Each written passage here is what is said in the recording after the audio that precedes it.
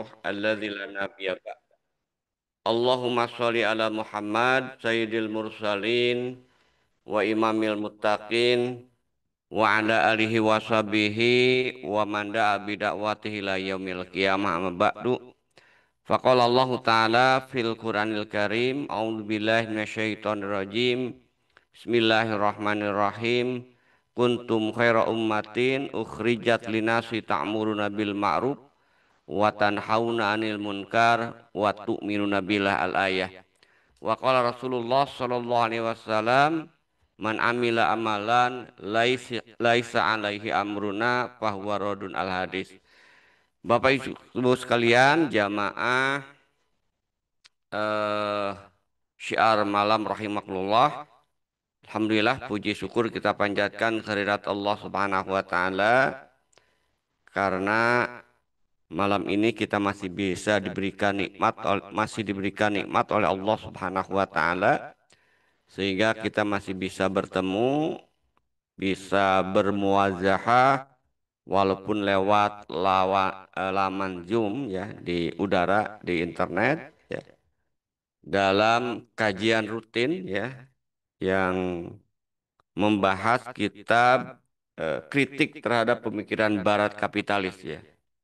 Jadi ini buku dikeluarkan atau ditulis ya itu oleh Hizbut Tahrir itu kan. Kalau kita lihat di bukunya ini ya, karena pengarangnya tidak disebutkan ya.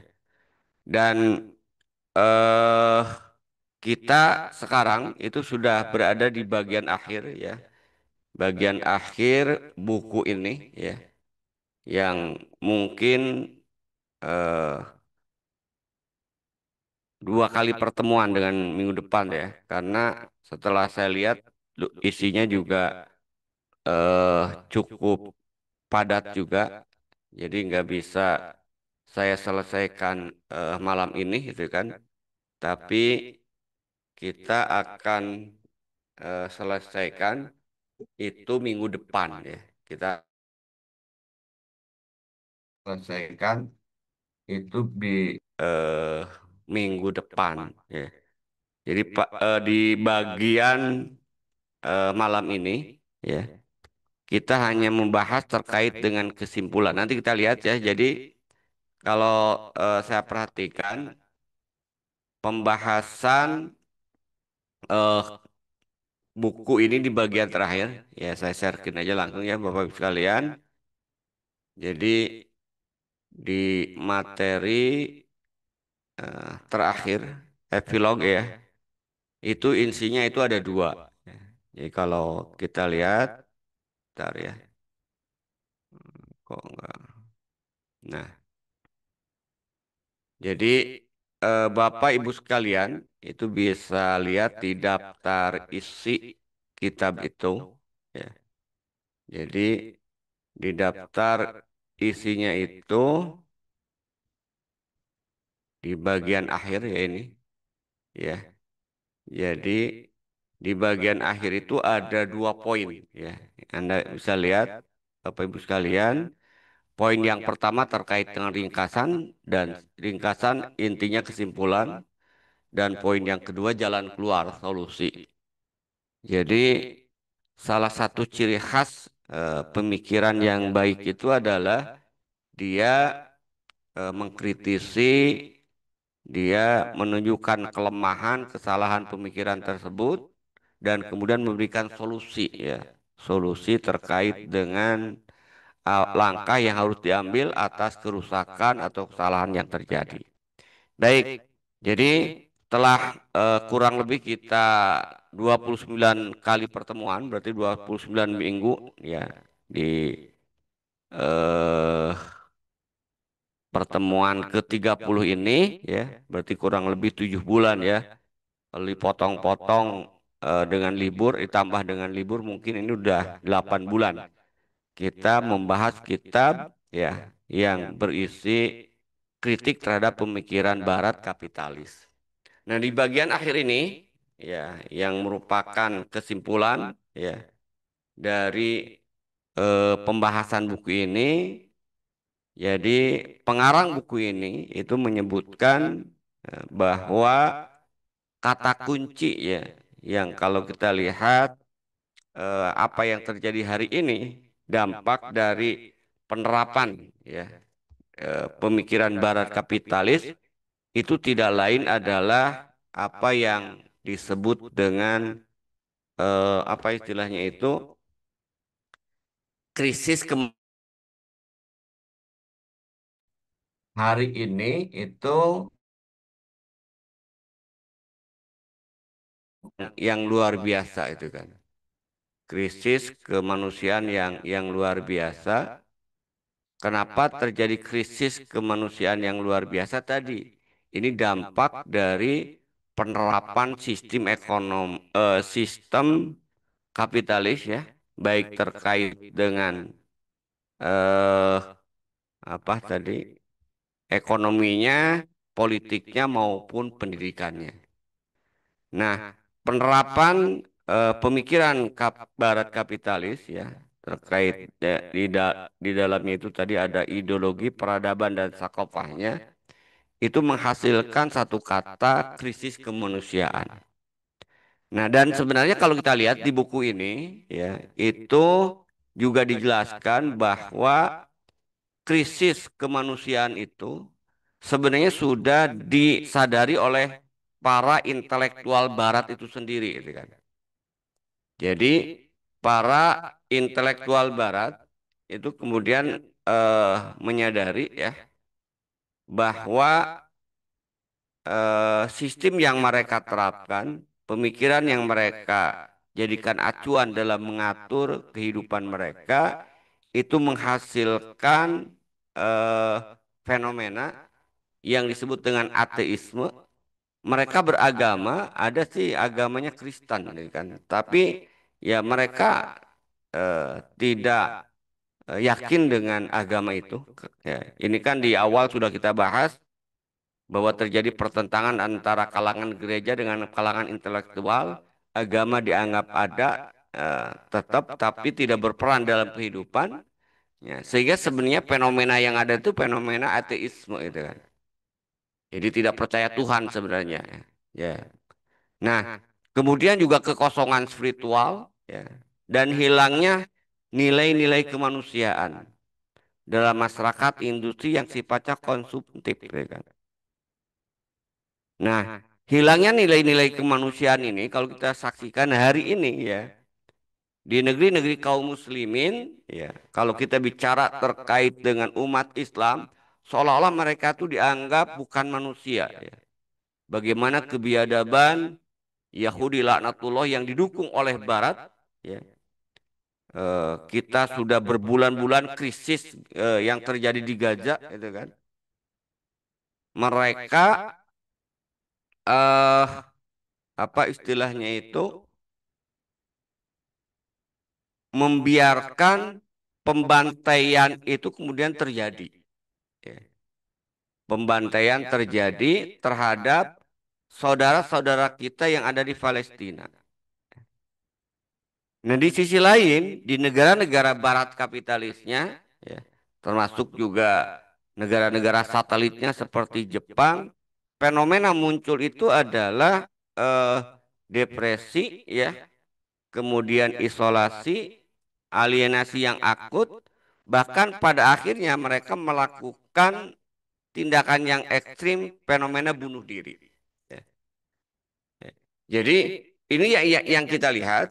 Nah, sehingga akhirnya di sini disebutkan bahwa eh, hasil dari krisis kemanusiaan kontemporer hari ini akibat diterapkan ideologi peradaban dan sakopah kapitalis Barat, ya manusia tidak menemukan jalan untuk menyelamatkan dirinya kecuali dengan bunuh diri. Ini fenomena di Barat. Makanya bunuh diri faktor yang sangat marak di negara-negara kapitalis Barat, ya kan. Nah, kembali ke tadi, saya ingin menyoroti ya yang pertama, ini yang menarik ya kan. Ketika ideologi peradaban dan sakopah Barat kapitalis mendominasi di negeri-negeri kaum muslimin, ya, terjadi kita lihat fenomena yang menarik, ya. Walaupun Contoh kasus nggak jauh-jauh kita lihat saksikan Indonesia dengan kasus hari ini yang begitu rame luar biasa itu kan. Ya, demonstrasi yang saya kira di situ ada dalangnya pasti ya. Aksi-aksi ya. Walaupun muncul akibat tadi ya, akibat nilai individualisme, kesombongan, ya pemicunya itu para anggota dewan, ya kan. Cuman saya ingin melihat sisi ininya, sisi lainnya itu kan. Ketika ada korban, korban ojol tadi ya, dua orang korbannya itu kan seolah-olah ini respon umat rakyat itu luar biasa. Semua media meliput dan sebagainya. Ya. Tapi ketika yang menjadi korban itu adalah umat Islam, misalnya kita saksikan pada saat pembantaian yang dilakukan oleh rejim terhadap eh, para aktivis Front Pembela Islam, semua seolah bungkam gitu kan.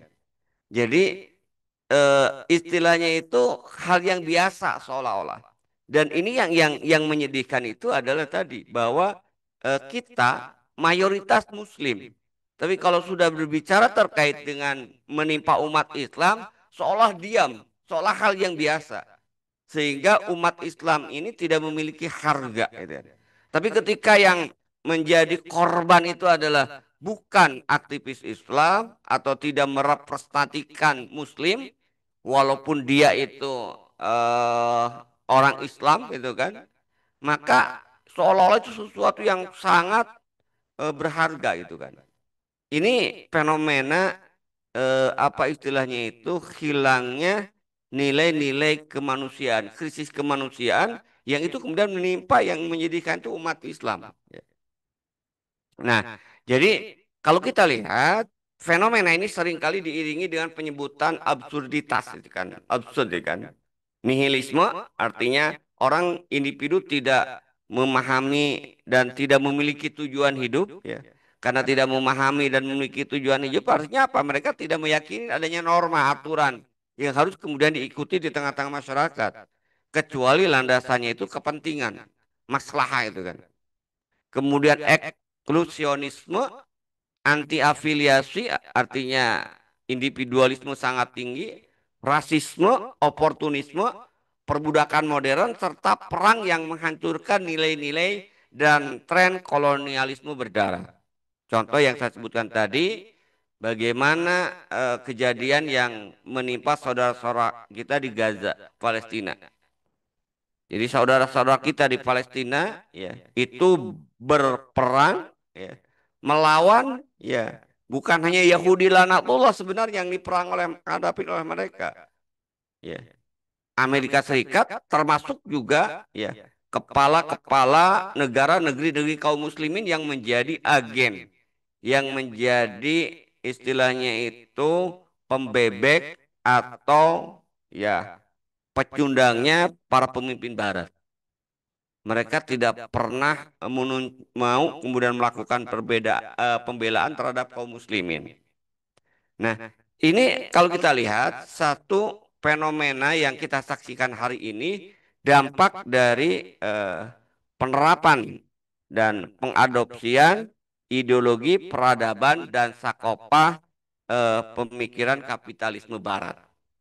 Nah, sehingga yang terjadi kalau kita lihat itu adalah stagnasi dan kegagalan kolektif. Ini terjadi krisis kemanusiaan itu kemudian ditandai dengan stagnasi dan kegagalan kolektif. Apa yang disebut dengan stagnasi? Ya, stagnasi yang dimaksud ini adalah, jadi di buku ini disebutkan bahwa krisis kemanusiaan, ya, makna yang paling sederhana itu adalah kondisi stagnasi dalam ruang dan waktu yang disertai perasaan gagal karena ketidakmampuan mencari solusi. Ya. Jadi ini saya kira yang terjadi itu kan.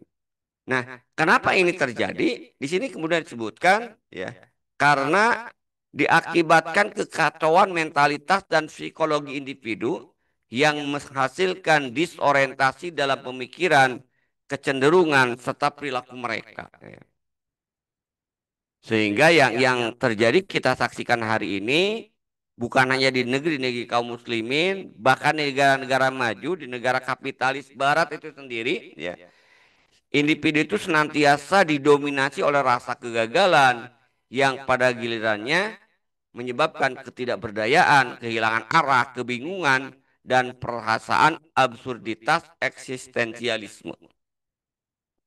Nah, ternyata kalau kita lihat krisis yang terjadi ya dalam konteks krisis kehidupan ini itu bukan sekedar serangkaian masalah yang terpisah. Ya. Tapi faktanya kalau kita saksikan setelah kita kaji dari sejak awal pembahasan kitab ini, buku ini, itu merupakan kondisi fundamental yang akhirnya mengungkung kemajuan yang sejati. Jadi nggak ada kebangkitan, kemajuan yang hakiki. Semuanya penuh dengan fata morgana itu kan. Kepalsuan deh kan. Nah, karena itu yang harus kemudian dilakukan kalau kita ingin keluar ya, karena ini judulnya itu kan dua ya. Pertama kesimpulan, yang kedua jalan keluar.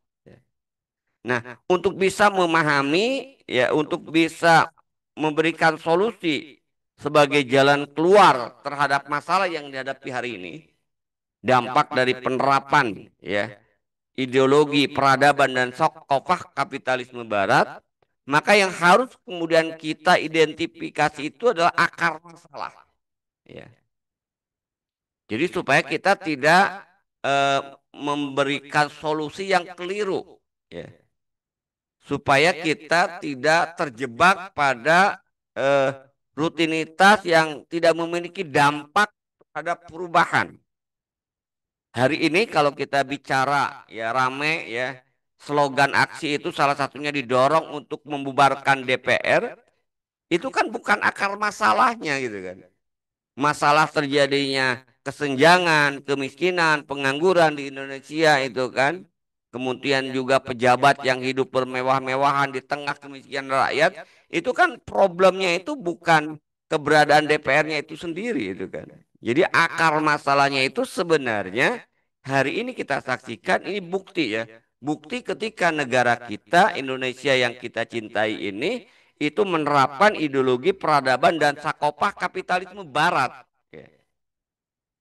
Nah, karena itu karena itu harus tahu akarnya.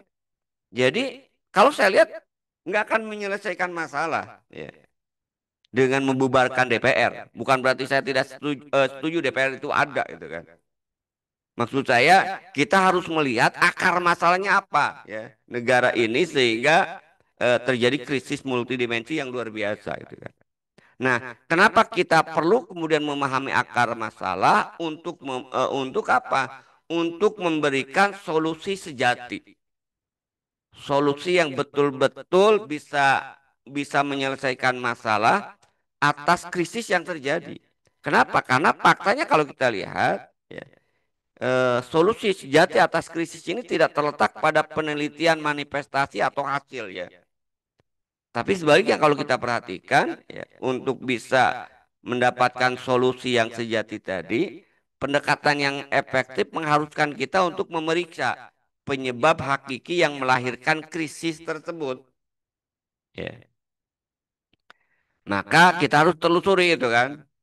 Ya, telusuri akar masalahnya apa itu kan.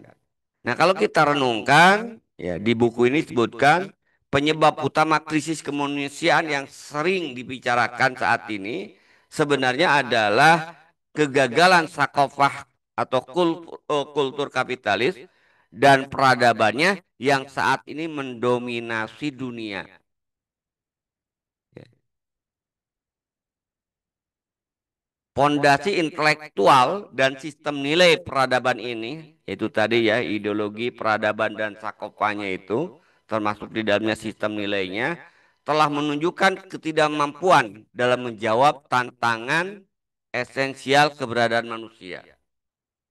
Nah, kalau saya ringkaskan di bagian akhir ini, maksudnya di bagian akhir slide ini, ya, kalau kita ingin kemudian keluar dari krisis kemanusiaan ini, maka langkah yang harus kemudian kita lakukan untuk mencari akar masalah tadi, pertama kita harus betul-betul merenung, ya, mengakui kebenaran, ya. Kebenaran dengan kerendahan hati untuk menerima fakta bahwa ideologi peradaban dan sakopah kapitalisme Barat itu telah gagal, ya, mewujudkan eh, kehidupan yang bermartabat, ya. Kehidupan manusia sebagaimana layaknya manusia itu kan. Nah, sehingga kita harus melihat mengidentifikasi akar masalahnya itu apa. Kenapa harus kemudian kita identifikasi akar masalahnya untuk melampaui gejala. Jadi yang kita obati bukan gejalanya, tapi yang kita kemudian tuntaskan, yang kita kemudian berikan solusi itu adalah sebab hakiki yang menyebabkan terjadinya krisis kemanusiaan ini, gitu kan. Nah, dari situlah baru kita bisa mendapatkan solusi fundamental. Solusi fundamental yang bisa kita lakukan untuk mengatasi kegagalan kultural yang berasal dari ideologi peradaban dan sakopah yang diterapkan dalam konteks kehidupan bermasyarakat hari ini. Nah, kalau kita perhatikan sebenarnya akar masalah tadi kembali ke tadi ya, kegagalan sakopah kapitalisme. Ya. Kalau kita lihat ya, kita renungkan, ya, sakopah Barat itu telah gagal karena pendekatan kognitif rasional dan positifnya tidak mampu memahami hakikat manusia secara menyeluruh. Ini yang terjadi hari ini gitu kan.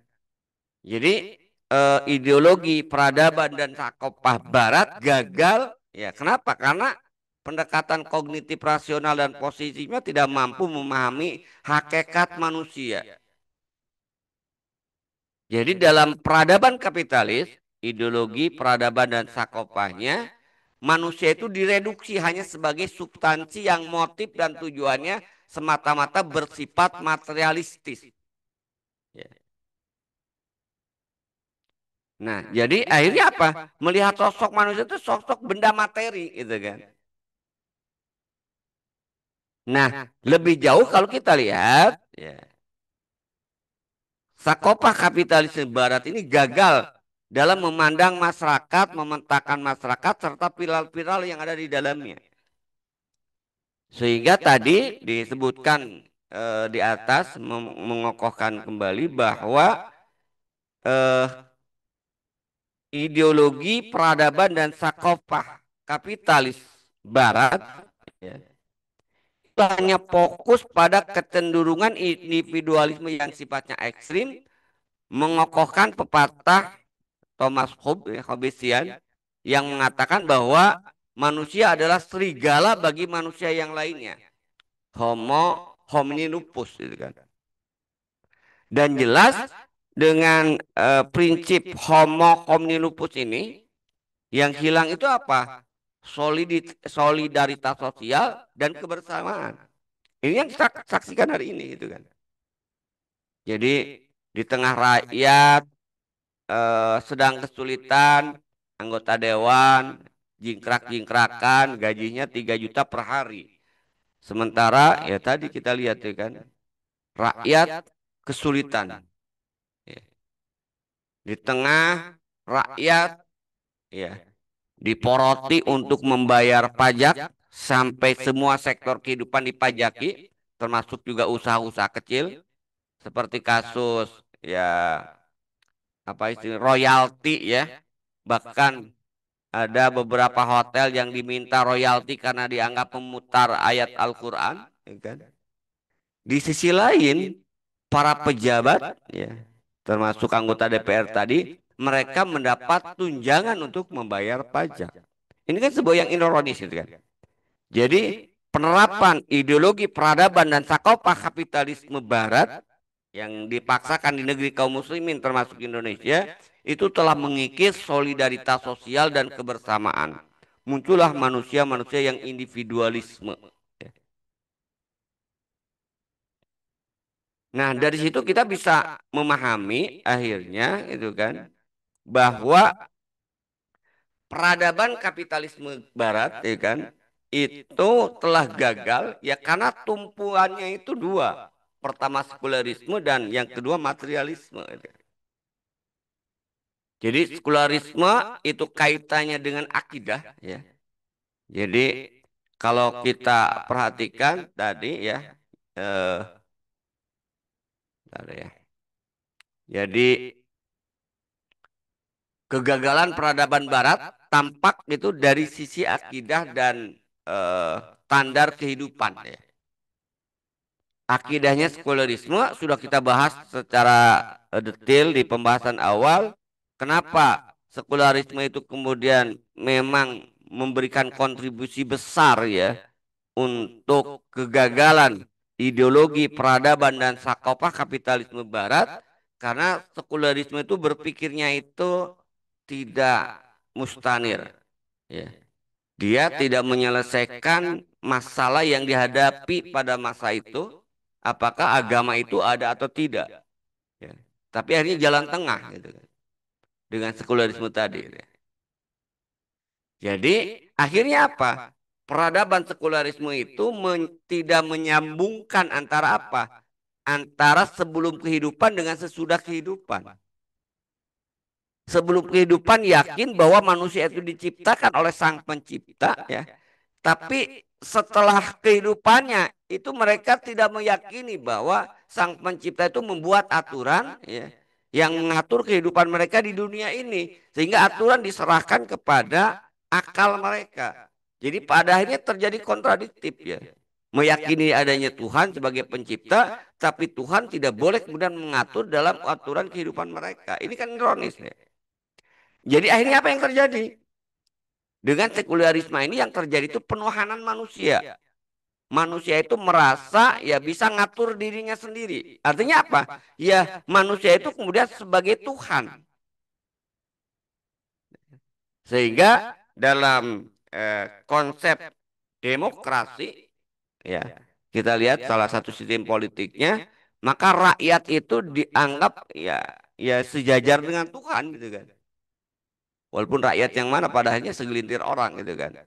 Sehingga ada istilah suara rakyat, suara Tuhan. Nah ini kan jelas menggambarkan bahwa eh, peradaban kapitalisme sekuler ya, itu menempatkan manusia sebagai Tuhan. Ini apa? Ya terjadi kerusakan di mana-mana kita lihat. Nah sehingga akhirnya sistem kemasyarakatan Barat liberal ini ya, yang lahir dari ideologi lahir dari ideologi kapitalisme Barat ini akhirnya tidak mampu menyediakan ketentraman dan kebahagiaan yang sejati. Ya. Setiap manusia ya dalam melakukan aktivitas atau perbuatannya, nilai-nilai yang mendorongnya itu semata-mata kemanfaatan dan materialisme.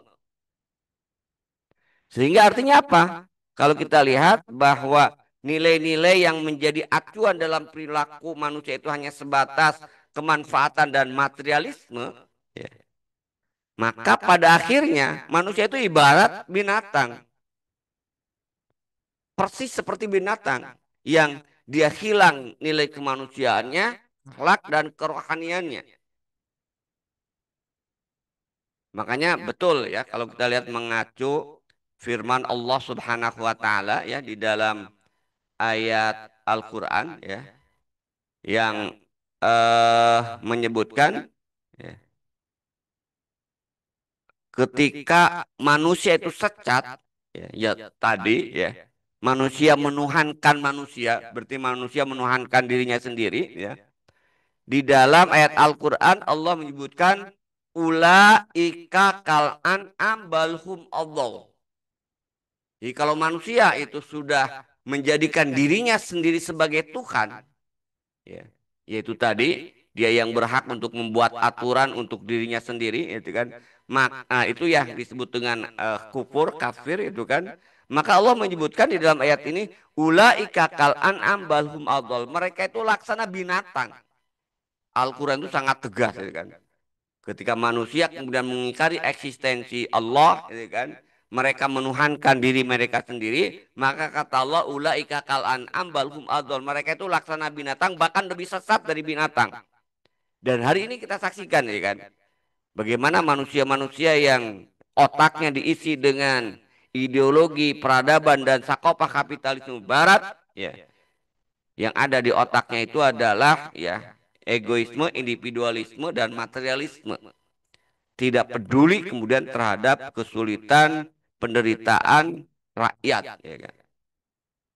Nah, maka kalau kita bisa simpulkan, ya, kalau kita lihat peradaban kapitalisme ini, kegagalan peradaban kapitalisme ini, yang pertama kalau kita lihat ringkasannya ini, saya menandaskan kembali, ya, ingkar terkait dengan hubungan esensialnya.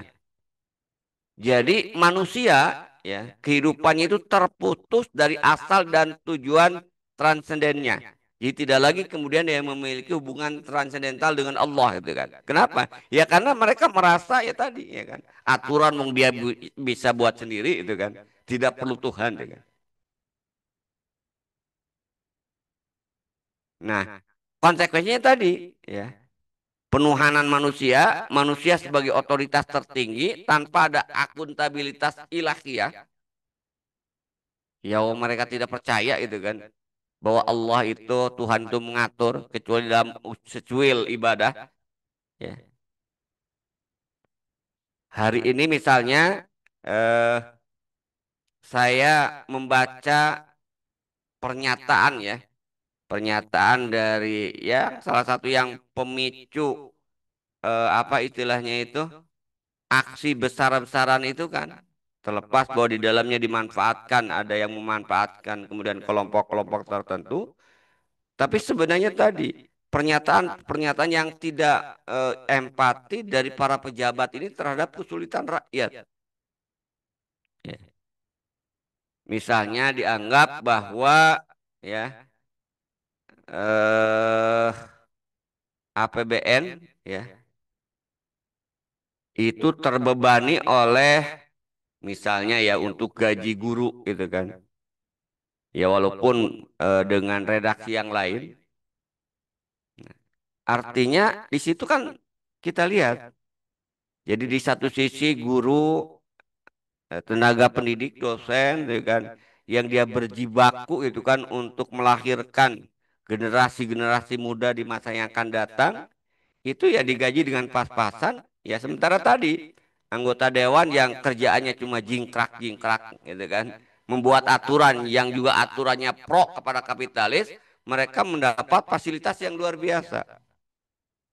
Bahkan penghasilan mereka sebulan sampai 238 juta. Ini kan tadi kan kalau kita lihat ya kan. Jadi sesuatu yang tadi ya mereka gagal ya. Gagal ya eh, menjadikan posisi dia sebagai manusia yang memiliki empati gitu. Tapi kadang-kadang agama itu kan itu dijadikan eh istilahnya itu bemper. Ya. Misalnya kan Menteri Keuangan, pernyataan Menteri Keuangan mengatakan ketika mungkin masyarakat mulai eh, gerah ya dengan kebijakan-kebijakan pajaknya, semua seolah-olah kemudian dipajaki, maka dia kemudian melontarkan ya, bahwa eh, pajak yaitu sama spiritnya itu dengan zakat dan wakaf. Ini kan luar biasa itu. Ini menurut saya ini yang hakikinya itu adalah politisasi agama itu kan. Agama hanya dijadikan alat untuk justifikasi kepentingan politiknya. Mereka menuduh kepada orang yang ingin ya mengganti aturan di negeri ini dengan syariat Islam, menerapkan Islam secara kapal dengan tuduhan politisasi agama itu kan. Jadi sebenarnya mereka yang melakukan politisasi agama. Dan yang menarik pernyataan dia yang terakhir itu ya ketika dia itu rumahnya dijarah Menteri Keuangan ini dia mengatakan kami mohon maaf pasti masih banyak sekali kekurangan Bismillah kami perbaiki menerus ya semoga Allah memberkahi dan melindungi Indonesia ini kan luar biasa politisasi agamanya maksudnya itu kan padahal kalau kita lihat kebijakan-kebijakan yang dia lakukan selama memegang amanah itu nggak pernah bawa-bawa Islam, nggak pernah bawa-bawa Tuhan, ya kan? Bahkan justru ya, kalau dalam bahasa saya itu ngajak perang dengan Allah. Kenapa? Karena sejak dia jadi minta jadi menteri mengelola keuangan, selalu utang itu bertambah dan utang itu riba. Ya.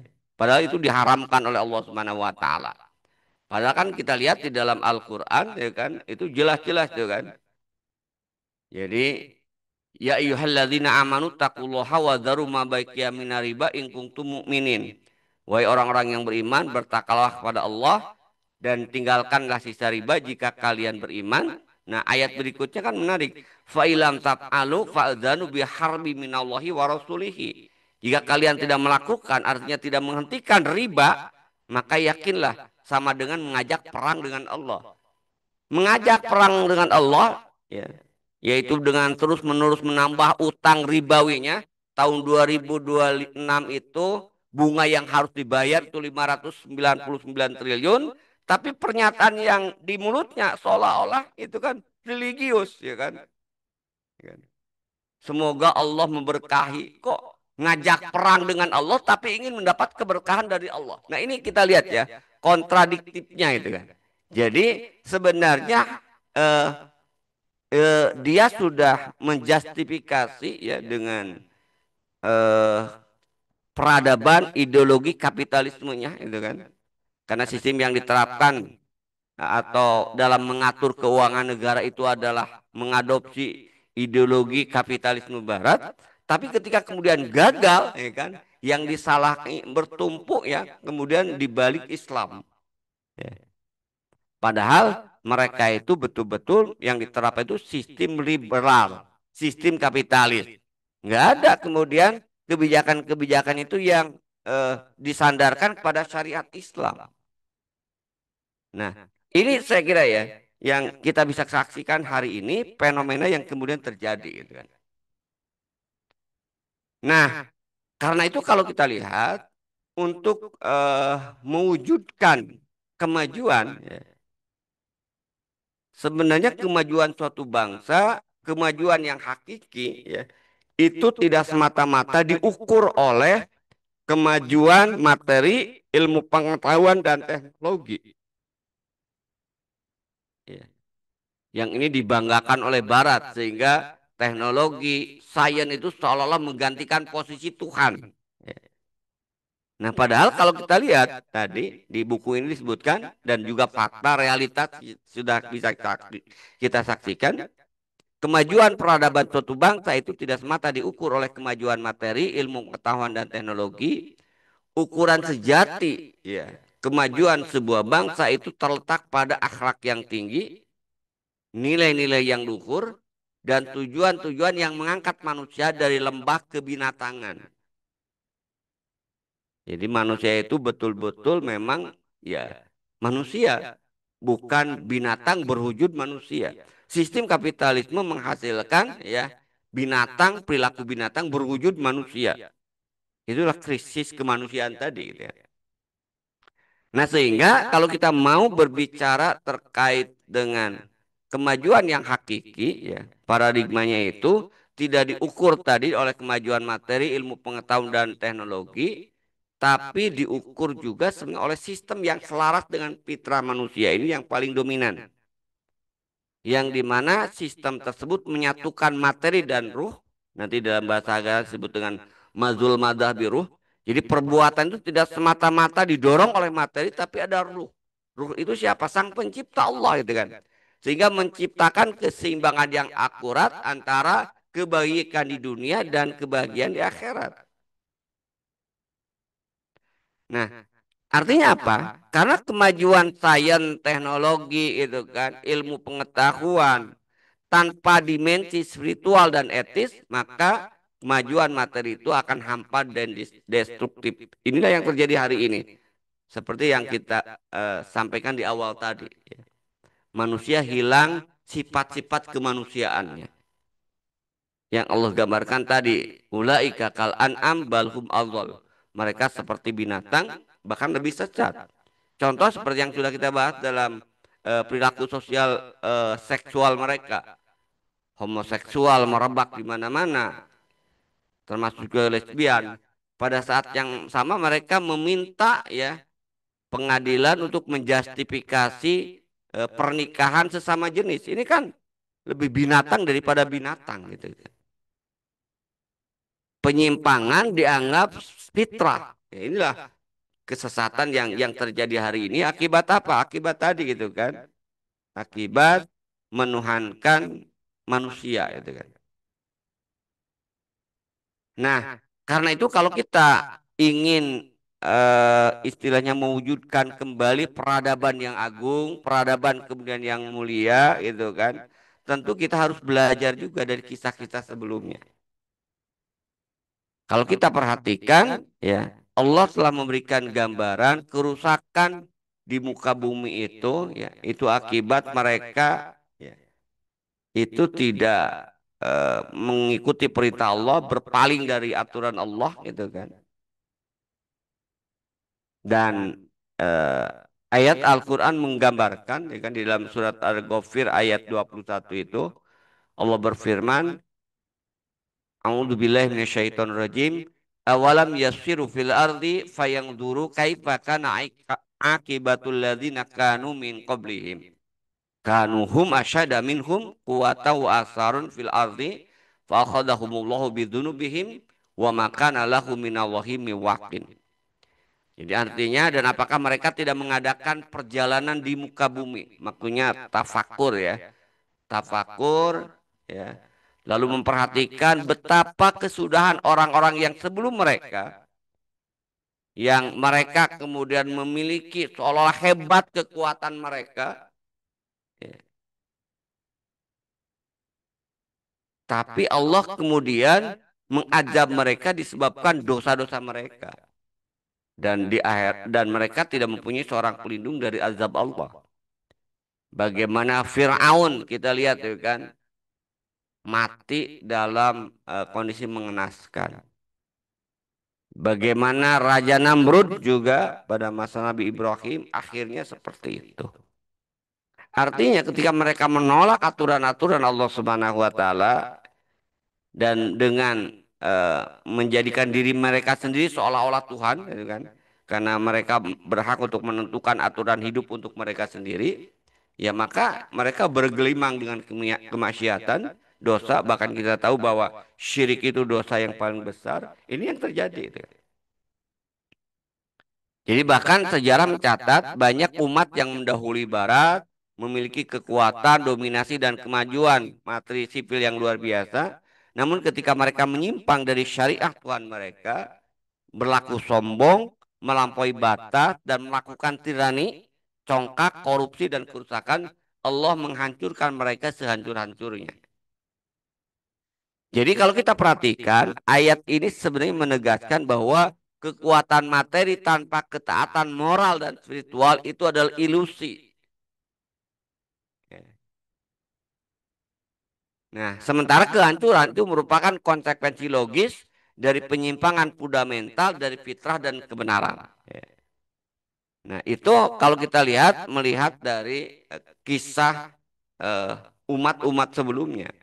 Nah, setelah kita mengetahui bahwa akar masalah itu karena berpaling dari aturan Allah, syariat Allah, lalu gimana kita bisa kembali, gitu kan? Agar dunia ini kemudian bisa kembali eh, diatur ya oleh aturan Allah, ya, sehingga krisis kemanusiaan itu berakhir, yaitu hanya akan terwujud ketika kita mencampakkan sistem ideologi peradaban dan sakopah kapitalis Barat kita ganti dengan Islam. Nah, untuk mengganti dengan Islam tentu perlu ada tadi, ya, istilah itu perjuangan, ya. Kenapa? Karena jalan keselamatan untuk mengatasi krisis kemanusiaan yang sekarang betul-betul terjadi itu tidak lain itu kan kembali kepada akidah yang benar. Maka kalau kita lihat problematika yang mendasarnya itu adalah akidah. Nah, jadi jalan keselamatan itu bagi manusia barat ya, dan seluruh dunia, bukan hanya muslim itu kan. Jadi kembali kepada akidah yang benar agar kemudian kita bisa mengatasi krisis kemanusiaan yang terjadi hari ini akibat penerapan ideologi peradaban dan sakopah barat, maka solusinya itu kita kembali kepada akidah yang benar dengan meninggalkan akidah sekularisme yang telah terbukti gagal. Nah, jadi solusi tadi terletak pada pengadopsian akidah. Berarti akar masalah itu adalah di masalah akidah yang kemudian keliru, yang salah. Termasuk Muslim juga. Ketika memandang bahwa akidah Islam itu hanya semata-mata akidah ruhiyah. Ya sama itu kan, akhirnya tidak beda dengan Barat. Kenapa? Karena dalam konteks kehidupan mereka mengambil aturan yang berasal dari diri mereka sendiri. Bahkan orang yang ingin memperjuangkan tegaknya syariat Islam secara kapah itu dituduh dengan tuduhan radikal. Ya kan? Nah, jadi kembali ke sini di buku ini menawarkan ya solusi paripurna itu adalah dengan mengadopsi akidah yang mampu memecahkan simpul-simpul besar kehidupan manusia dengan solusi yang meyakinkan akal sesuai dengan fitrah manusia dan mengisi hati dengan ketenangan dan ketentraman. Artinya apa? Kalau kita lihat dari eh, fakroh ini, penulis seolah-olah ingin menggambarkan bahwa syarat akidah yang benar ya sebagai solusi untuk mengembalikan manusia sebagai manusia atau menghilangkan ya eh, bukan egoisme, menghilangkan ya sifat-sifat binatang yang ada pada diri manusia, ya tidak lain caranya itu dengan kembali kepada akidah yang benar. Jadi buku ini menyeru gitu kan. Jadi buku ini kalau saya lihat, nah ini ya buku yang ini menyeru untuk reorientasi fundamental dari paradigma yang berpusat pada manusia menjadi paradigma yang mengakui dan tunduk kepada kebenaran yang berasal dari Allah Subhanahu wa taala. Maka di sini disebutkan, kita lihat pertama tinggalkan sekularisme ya. Lepaskan paradigma yang memisahkan agama dari kehidupan, berarti kita harus memahami dan kemudian menjalankan agama itu sebagai pengendali kehidupan. Jadi bukan hanya eh, masalah ritual, tapi Islam itu juga diterapkan dalam seluruh aspek kehidupan. Kemudian adopsi akidah esensial, yaitu memilih keyakinan yang menjawab pertanyaan eksistensi dengan meyakinkan eksistensi manusia, nanti kita bahas di bagian akhir gitu kan. Dan yang ketiga, temukan kedamaian, ketenangan hati ketika terjadi harmonisasi antara fitrah dan akal sehat. Ya. Jadi ini jalan-jalan eh, keselamatan yang hakiki itu kan. Nah, kenapa kemudian harus akidah ya sebagai solusi yang disodorkan oleh buku ini? Karena akidah itu akan menjawab pertanyaan paling penting dan mendasar bagi manusia. Gitu kan. Dengan jawaban yang sahih tadi, jawaban yang menenteramkan hati, jawaban yang memuaskan akal, jawaban yang sesuai dengan fitrah manusia itu kan. Apa jawaban terhadap masalah yang mendasar itu? Ya terkait dengan tiga pertanyaan gitu kan. Dari mana manusia berasal, ya. Untuk apa manusia hidup, akan kemana manusia setelah mati. Nah, jawaban terhadap tiga masalah ini harus menggambarkan atau memenuhi tiga hal tadi. Memuaskan akal sesuai dengan fitrah manusia. Dan yang ketiga, ya, membuat hati ini tumanina. Dan sekulerisme itu jelas tidak memuaskan akal. Mana mungkin itu kan? Allah mengakui Allah sebagai pencipta, tapi aturannya itu kemudian ditolak. Kan ini aneh gitu kan. Maka sekulerisme, kapitalisme sebenarnya tidak sesuai dengan fitrah manusia. Tidak memuaskan akal manusia ketika mereka mau berpikir gitu kan. Kecuali kalau sudah diliputi dengan hawa nafsu, wajar. Mereka memang ya tadi didominasi oleh nafsu gitu kan. Nah, jadi ini pertanyaan yang paling mendasar bagi manusia. Kalau manusia bisa menjawab pertanyaan ini dengan tepat, ya maka tadi manusia akan kembali menjadi posisinya sebagai manusia, bukan manusia ya tapi seolah-olah perilakunya tidak ada bedanya dengan binatang gitu kan. Nah, inilah yang sering disebut juga dengan al-uqdatul kubra, simpul yang besar ketika kita harus menjawab dari mana manusia, untuk apa kemudian manusia ada, dan setelah itu kemudian manusia mau kemana. Dalam konteks ini berarti ya kita akan berpikir secara mendalam, jernih, ya. Dari mana asal kehidupan kita berarti berkaitan dengan sebelumnya. Untuk apa berarti kita melihat fenomena kita kehidupan di dunia saat ini. Ketika kita menyaksikan diri kita sendiri, alam semesta dan nyawa, ya, atau kehidupan ini, nah kita akan bertanya kan, sebelumnya itu dari mana berarti, dan setelah mati kemudian mau kemana. Nah, jawaban terhadap tiga permasalahan dasar ini, inilah yang disebut dengan akidah. Nah, lalu Islam memberikan jawaban yang memenuhi tiga kriteria tadi, memuaskan akal sesuai dengan fitrah manusia, dan yang ketiga itu membuat tumanina. Apa jawaban Islam? Ketika ditanya eh, dari mana manusia, Islam menjawab manusia diciptakan oleh Allah Subhanahu wa taala. Di dalam ayat Al-Qur'an yang saya bacakan di awal tadi jelas, walladzi khalaqal mauta wal hayata liyabluwakum ayyukum ahsanu amala. Yang menciptakan hidup dan mati itu adalah Allah Subhanahu wa taala. Sehingga ketika ditanya dari mana, ya berarti dari Allah, diciptakan oleh Allah manusia itu. Nah, untuk apa kemudian manusia ada di dunia ini? Islam memberikan jawaban. Di dalam ayat Al-Quran disebutkan, wa ma khalaqul jinna wal insa illa liya'budun. Tidak semata-mata kami menciptakan jin dan manusia kecuali untuk beribadah. Dan jawaban yang ketiga, setelah manusia mati, ya, mau kemana? Ya, manusia akan dihidupkan lagi pada kehidupan akhirat. Maka keliru kalau ada yang mengatakan bahwa hidup itu satu kali. Salah besar kalau ada orang yang mengatakan hidup itu satu kali. Hidup itu dua kali gitu kan. Kehidupan dunia dan kehidupan akhirat. Di akhirat tempat manusia hanya dua. Benar, neraka, atau al-jannah, surga gitu kan. Nah jadi inilah, nah jawaban terhadap permasalahan ini, itulah yang disebut dengan akidah tadi.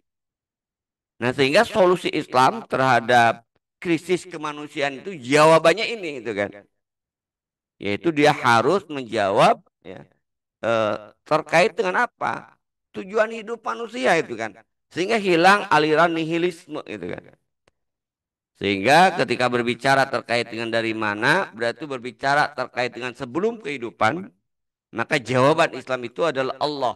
Allah Subhanahu wa taala yang menciptakan manusia. Ketika ditanya untuk apa, berarti kehidupan kita saat ini, hari ini di dunia, tidak lain jawaban Islam itu adalah beribadah dan taat terhadap syariatnya. Nah, kemana? Artinya sesudah kematian kehidupan, karena fakta tidak ada manusia yang kemudian berumur ya 1.000 tahun, mungkin hari ini sudah 100 tahun aja sudah luar biasa gitu kan. Nah, pasti manusia akan menghadapi kematian. Nah, pertanyaannya kemana? Ya, sesudah kematian itu manusia kemana? Nah, kita yakin tadi, ya, dengan jawaban yang qat'i pasti bahwa di situ ada kehidupan akhirat. Nah, inilah saya kira ya eh, kesimpulan ya yang bisa saya sampaikan ringkasan dari kitab ini. Dan nanti minggu depan kita bicara terkait dengan jalan keluarnya. Jalan keluarnya tadi sudah jelas akidah Islam, ya, penguatan ideologi Islam. Nah, bagaimana kemudian implementasinya bahwa ideologi Islam itu bisa menjadi solusi atas krisis kemanusiaan yang terjadi. Nanti kita akan bahas minggu depan. Jadi ini kesimpulan eh, di F Vlog pagi ini, malam ini ya. Jadi intinya ya kalau kita lihat krisis kemanusiaan kontemporer dengan segala manifestasinya bukanlah takdir yang tidak bisa terhindarkan, tapi melainkan konsekuensi dari pilihan paradigmatis. Maka identifikasi akar masalah pada kegagalan sakopa dan peradaban yang dominan itu langkah awal menuju pemulihan, kemudian kemajuan sejati, ya, atau kebangkitan yang sejati. melalui pencapaian materi menuntut integritas etika, spiritual, dan sistem yang selaras dengan fitrah manusia. Nah, karena itu ya kalau kita bicara terkait dengan kalau kita mau ya menyelesaikan krisis ya yang luar biasa ini, kita harus berani meninggalkan akidah sekularisme dan merangkul kebenaran yang hakiki ya, yang sesuai dengan akal, memuaskan hati gitu kan, membuat tumanina tidak lain adalah solusi Islam. Nah, kita akan bahas secara detail minggu depan. Ini barangkali ya yang bisa saya sampaikan malam ini, Mas Normal. Saya kembalikan ke Bapak Ibu sekalian, kalau ada yang mau didiskusikan, saya persilahkan. Terima kasih. Assalamualaikum warahmatullahi wabarakatuh. Waalaikumsalam warahmatullahi wabarakatuh. Ya, Alhamdulillah, syukron Ustadz. Kita telah dipaparkan atau dijelaskan terkait seputar memahami epilog buku kritik terhadap pemikiran Barat kapitalis. Nah, ini Alhamdulillah kita buka sesi diskusinya, tanya jawabnya. Buat Bapak Ibu yang ingin bertanya, kita kasih kesempatan atau live, atau langsung bertanya ke beliau. Bisa nanti langsung raise hand saja, to the point pertanyaannya, atau yang memang ingin mengirimkan pertanyaannya ke kolom komentar, bisa juga kirimkan ke kolom komentar pertanyaannya. Nanti kita akan mintakan beliau langsung menanggapi. Baik, kami berikan kesempatan buat yang bertanya langsung juga boleh.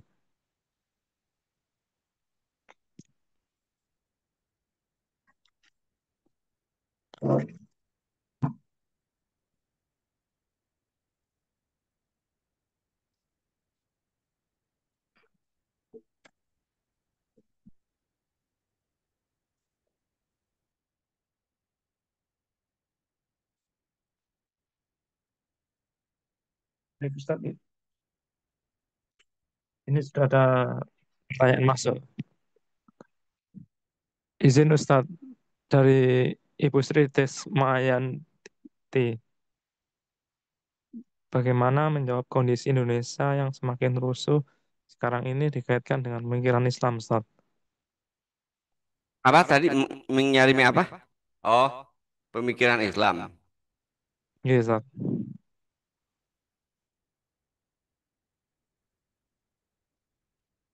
Ya, kalau kita lihat ya, ini yang saya katakan tadi kan. Jadi tugas tugas kita itu berat ya kan. Ya, tugas kita yang sadar itu berat. Bagaimana menyadarkan umat terkait dengan akar masalah ini tadi. Kan kalau kita ingin ya, ingin eh menyelesaikan masalah atau keluar dari kondisi krisis kemanusiaan hari ini, tadi kan kita harus kemudian mencari akar masalahnya itu apa, gitu kan. Nah, ini kan berarti mengajak kita untuk berpikir. Ya. Nah, kalau kita lihat ya, kan akar masalah negeri kita ini krisis kemanusiaan lah kalau kita katakan, makanya ini kesimpulannya pas dengan kondisi sekarang rusuh kan. Kan pemicunya itu kan kalau kita lihat kerusuhan demonstrasi itu pemicunya terlepas dari apa itunya kemudian ada yang menunggangi itu kan. Pemicu itu tadi kan eh, terjadi kesenjangan yang luar biasa, pernyataan orang-orang yang tidak memiliki kemudian empati terhadap kesulitan rakyat, gitu kan? Ini kan yang menjadi pemicu. Atau bahasa kitab ini krisis kemanusiaan, ya. Krisis kemanusiaan yang di dalamnya adalah eh, individualisme dan hidup bermewah-mewahan, gitu kan? Di tengah kemudian penderitaan rakyat, gitu kan?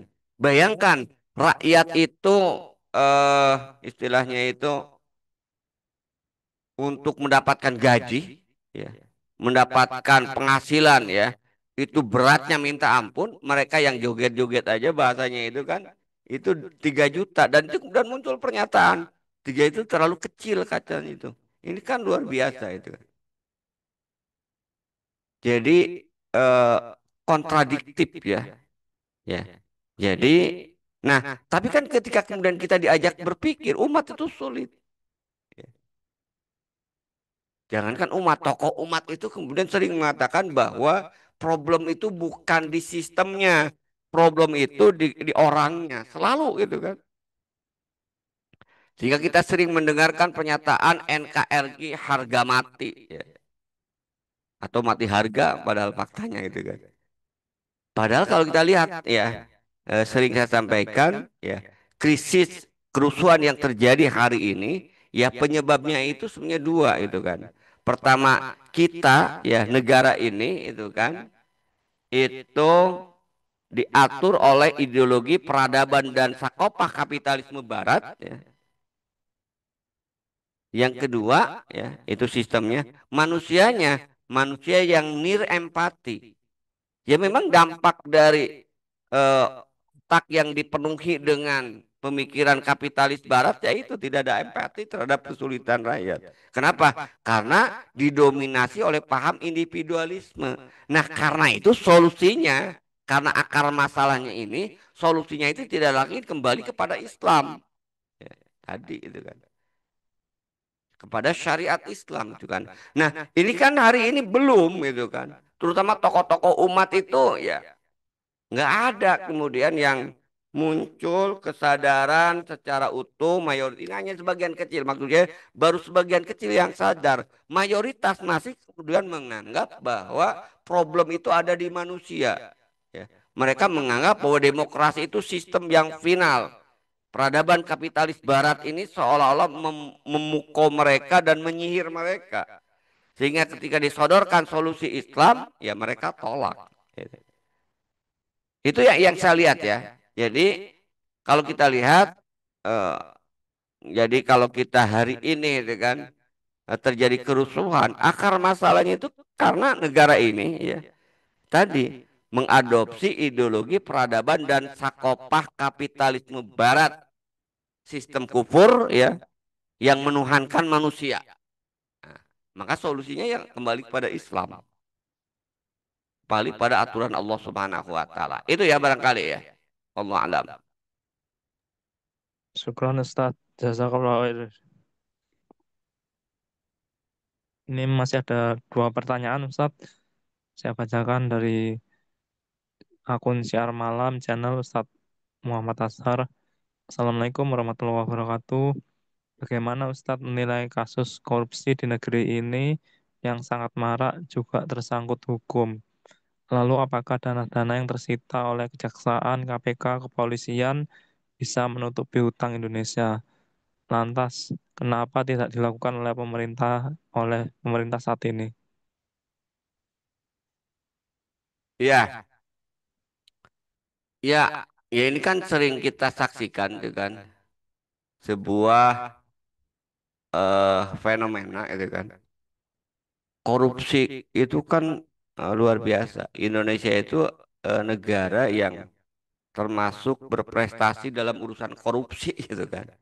Dalam tanda kutip ya berprestasi. Korupsinya paling tinggi. Nah, kalau kemudian ditanya apakah hasil korupsi itu bisa bayar utang, ya kalau memang itu dilakukan, ya. Terutama korupsi itu kan bukan hanya sekedar mengambil uang negara itu kan. Tapi korupsi yang terbesar hari itu kan sebenarnya penjarahan harta milik umum yang kemudian dimonopoli oleh individu. Ini kan yang terbesar,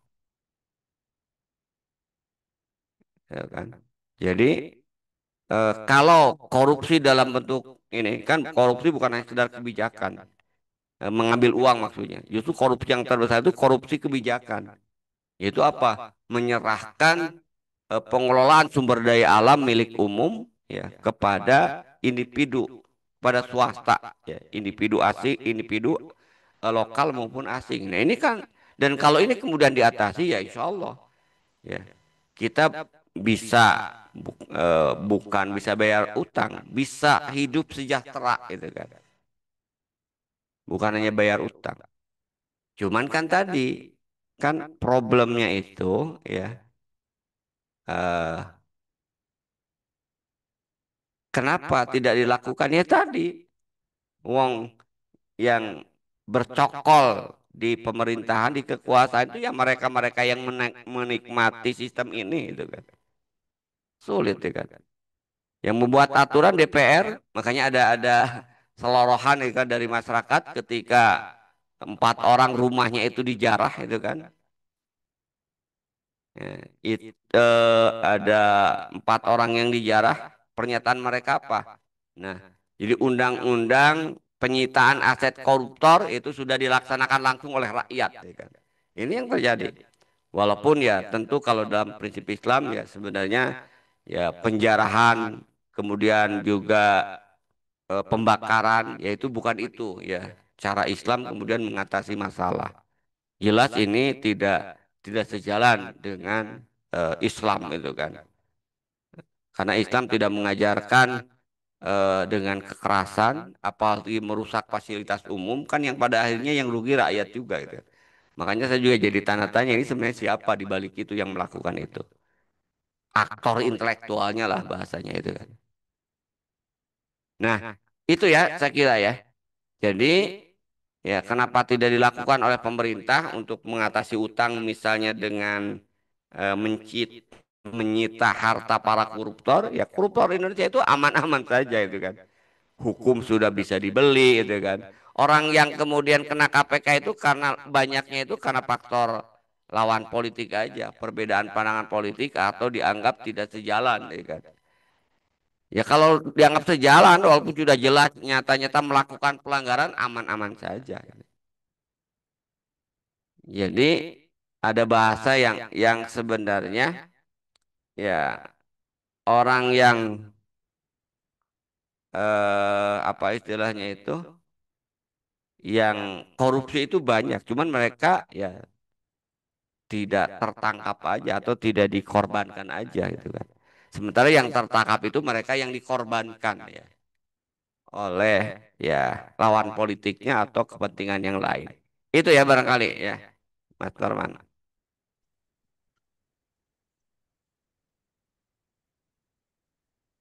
Syukron, Ustaz. Ini ada lagi satu pertanyaan mungkin terakhir, Ustaz. Assalamualaikum, Ustaz. Izin bertanya, apakah people power dalam bentuk pengerahan massa yang lahir dari paradigma sederhana, kalau penguasa busuk dijatuhkan lewat massa, diganti orang masalahnya selesai, ganti orang masalahnya selesai. Apakah ini juga termasuk stagnasi atau ketidakmampuan menyelesaikan masalah? Kapitalisme seperti yang Ustadz jelaskan di awal tadi, Ustadz. Iya, betul. Ini adalah merupakan salah satu stagnasi pemikiran, ya kan? Jadi pemikiran yang tidak muncul dari sebuah kesadaran yang utuh. Ya. Simplikasi, gitu ya, simplikasi masalah. Seolah-olah tadi mereka melihat bahwa kerusakan yang terjadi di negeri kita ini karena orang, ya, bukan karena sistem. Dan ini memang selalu saya kira ini yang memang ini sengaja ya pemikiran seperti ini terus dijaga oleh para penjajah, ya, agar mereka tidak berupaya untuk ya merubah sistem. Jadi mereka katakan yang rusak itu ya manusianya. Makanya mohon maaf juga itu kan pengangkatan isu korupsi juga salah satunya untuk ini di satu sisi ya Indonesia itu negara korup, di sisi lain memang terus diangkat oleh Barat ini gitu kan. Kenapa? Karena mereka agar tidak berpaling bahwa problemnya itu bukan di sistem, ya. Supaya mereka tidak keluar dari situ gitu kan, supaya bahwa rusaknya itu manusia. Makanya saya lihat eh, ketika kemudian mengangkat isu ya Indonesia itu negara paling korup, saya melihatnya itu ada dua sisi itu kan. Selaksana dua pisau yang kemudian dimanfaatkan untuk keluar dan ke dalam gitu kan. Artinya apa? Ya, secara eh, apa istilahnya itu fakta untuk melindungi bahwa eh, problem negara ini memang korupsi itu seolah-olah itu kan. Sehingga fokusnya itu ke orang.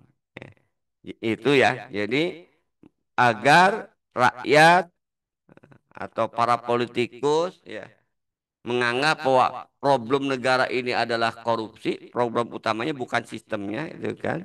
Ya. Yang kedua agar tadi kita tidak berpikir ke sistem sehingga diangkatlah itu gitu kan. Jadi memang dilematis kalau kita tidak berpikir secara mustanir gitu kan. Ya, secara istilahnya itu mendalam, ya maka yang nampak itu hanya sekedar permukaan aja gitu kan. Dan ini memang dikehendaki oleh Barat kapitalis itu kan. Jadi jadi seperti yang katakan tadi dengan mengangkat bahwa Indonesia itu negara korup, nah, ya, tujuan akhir sebenarnya dari mereka itu adalah agar pemimpin kita rakyat ini tidak sadar bahwa masalah utama itu sistem. Mereka mengarahkan bahwa masalah Indonesia itu adalah bukan sistem tapi orangnya, gitu kan. Ini yang diarahkan. Gitu. Nah, padahal kalau kita lihat, ya kan, eh ya ini tadi, ya. Semua itu kan berawal dari pemikiran. Berubahnya manusia itu karena pemikiran. Ya. Jadi pemikiran inilah yang kemudian bisa merubah manusia, itu kan. Sementara perubahan-perubahan yang tidak diawali dengan perubahan pemikiran, sifatnya itu temporal, reaksional, itu kan. Sehingga tidak akan menghasilkan perubahan yang esensi, perubahan yang mendasar, hanya sekedar ya tadi, ya dalam konteks politik hanya mengganti peran aja gitu kan, mengganti orang dengan sistem yang sama. Gitu. Jadi betul pernyataan dari tadi ya pertanyaan tadi betul memang ketika orang mengatakan bahwa solusinya itu adalah ganti orang ya, atau tidak lagi melihat ganti sistem sehingga karena ganti orang tinggal gunakan people power untuk mengganti penguasa yang jahat itu, penguasa yang busuk gitu kan, yaitu tidak muncul dari kesadaran yang paripurna ya, hanya melihat penampakan saja itu kan, sehingga akhirnya ya tadi tidak akan menghasilkan perubahan yang hakiki, hanya mengganti pemain saja. Ketika sistemnya sama ya saya kira akan berulang gitu kan. Ya, walaupun mungkin yang membedakan tuh tingkat tingkat istilahnya itu kejahatannya aja. Tapi kalau kita lihat dalam perspektif yang hakiki, ya, ketika orang tidak menerapkan sistem Islam, ya, dia sebenarnya zalim, pelaku kejahatan. Ya mungkin tinggal lempel kejahatannya yang kalau misalnya dia secara individu baik, ya tetap aja gitu kan. Kalau dia menerapkan sistem, ya, kufur, ya, mengadopsi ideologi peradaban dan sakofah barat kapitalis tadi, ya, walaupun dia soleh secara individual, esensinya dia penjahat, orang zalim gitu kan. Kenapa? Karena zalim jahat dalam pandangan Islam itu adalah mereka yang menolak aturan Allah Subhanahu wa taala, dan fakta kan sudah jelas ya kan, rusaknya negeri ini, rusaknya dunia ini itu akibat kemudian tidak diterapkan aturan Allah Subhanahu wa taala, bukan semata-mata karena orang, tapi sistem dan juga orangnya. Itu ya barangkali wallahu a'lam bishawab. Baik, syukron Ustaz. Barangkali ada closing statement. Ya, saya kira cukup lah. Nanti kita lihat solusi yang mungkin kita bahas secara mendetil di pertemuan minggu depan. Kita akan buku ini memberikan jalan keluar yang mustanir itu kan, yang kalau kemudian diterapkan dan kemudian diadopsi, jalan keluar insya Allah ya krisis kemanusiaan itu kemudian akan hilang. Itu ya barangkali. Wallahu a'lam.